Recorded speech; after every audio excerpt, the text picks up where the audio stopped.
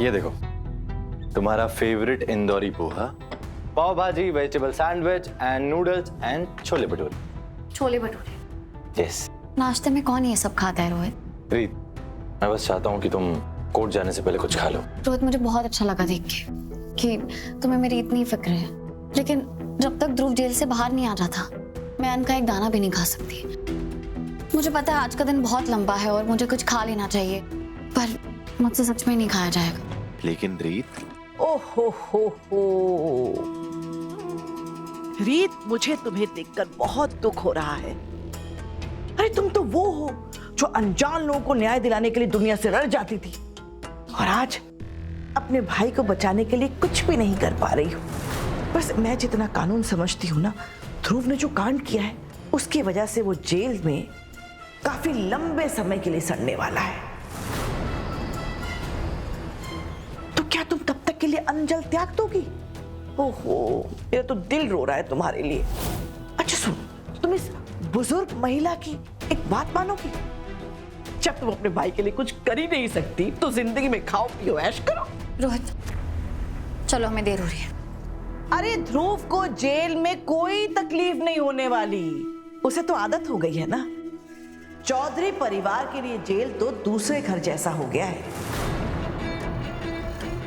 याद है कई साल पहले तुम्हारे पापा ने भी तो अपने अंतिम दिन जेल में ही बिताए थे ना, और उन्होंने जो पाप किया था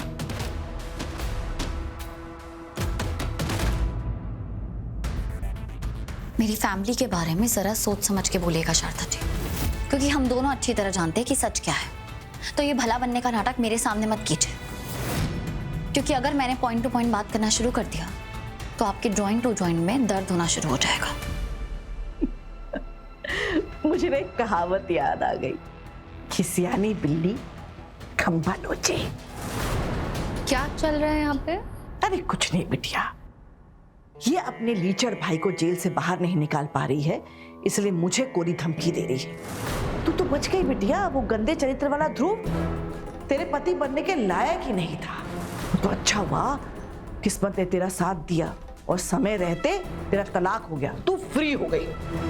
बुआ जी, ये बात तो आप एकदम सही कह रहे हो। मैं ध्रुव को क्या समझती थी और क्या निकला। मेरी गलती है कि मैंने ध्रुव को अपनी लाइफ में इतना ऊंचा दर्जा दिया जिसके वो लायक भी नहीं था। इसी बात का तो मुझे दुख है बिटिया कि तूने ऐसे गिरे हुए ध्रुव को अपनी जिंदगी में कभी प्यार किया था।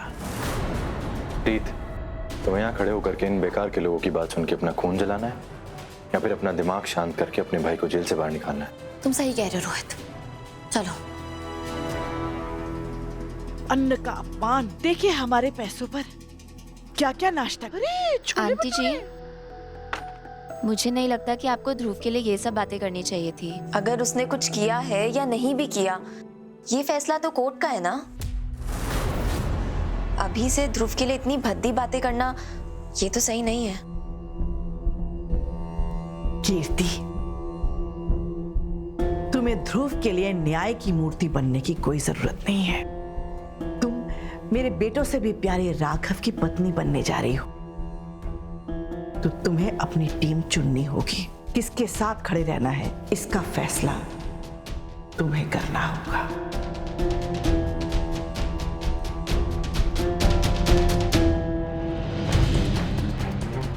और रीत, मैं भी देखती हूँ कि जो झटका मैं तुम्हें आज देने वाली हूँ तुम उससे कैसे संभालती हो अपने आप को।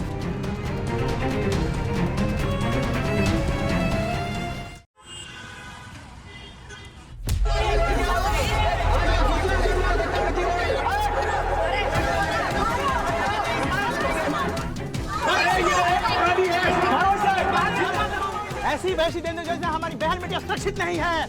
मारो इसे, इसका काला मुंह करो पूरे गांव में।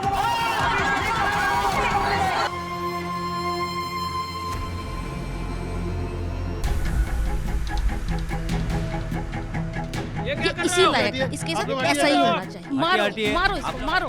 हटिए हटिए, आप लोग हटिए इधर से।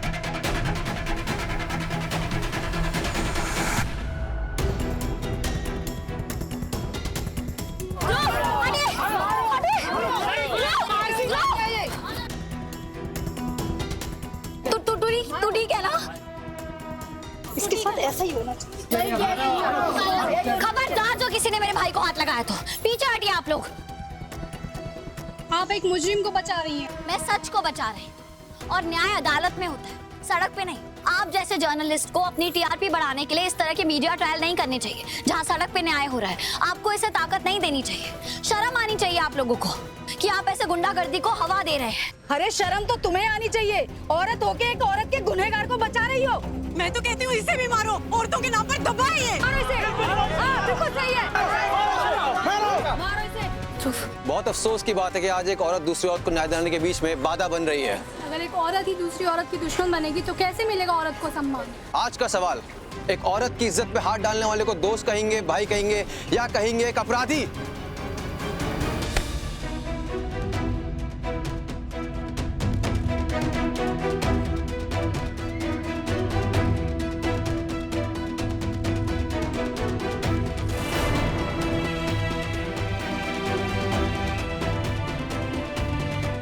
भैया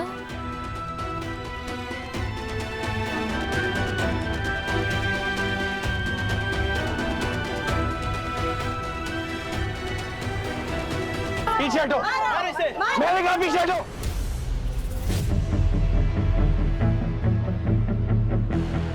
अगर किसी ने भी एक कदम आगे बढ़ाया ना तो उसका ऐसा हाल करूंगा कि भगवान भी नहीं बचा पाएंगे। सुना तुम सबने?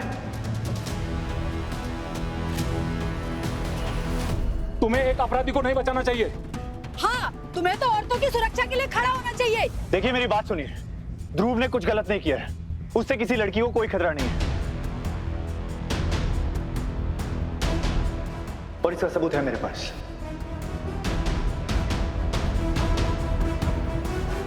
नेहा ने तो कहा था कि उसने कोई सबूत नहीं छोड़ा, तो भैया किस सबूत की बात कर रही? और सबूत आया कहाँ से उनके पास?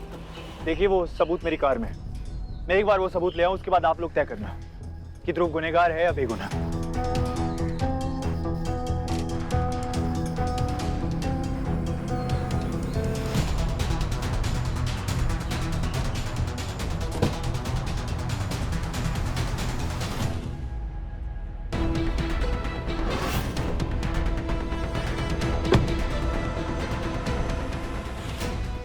नेहा यहाँ क्यों आई है?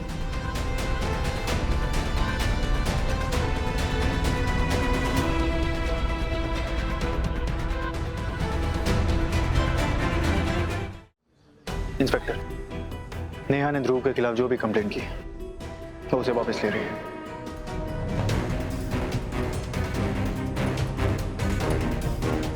क्या ये बात सच है?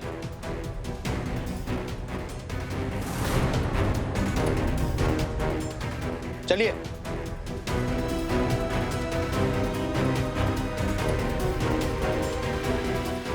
जैसा कि अभी अभी खबर मिली है, इस लड़की ने अपना केस वापस ले लिया है। और ये कहाँ तक सच है, आज हम देखेंगे न्याय। नया तुम किसी के दबाव में आके कंप्लेंट पीछे तो नहीं ले रहे हो। अगर कोई तुम्हें धमका रहा है, ब्लैकमेल कर रहा है तो हमें बता सकते हो, कानून तुम्हारी रक्षा करेगा। नहीं, मुझ पे किसी का दबाव नहीं है। मैं बस मीडिया की फालतू खबरें सुन सुन के थक चुकी हूँ। जो हुआ सो हुआ, मैं बात को आगे नहीं बढ़ाना चाहती। अचानक से इसकी बात इतनी बदल कैसे गई है? पता नहीं, मुझे भी कुछ समझ नहीं आ रहा है। नेहा ने भैया को सब कुछ बता तो नहीं दिया? अगर इस बार भैया को पता चला ना तो मुझे बिल्कुल माफ नहीं करेंगे।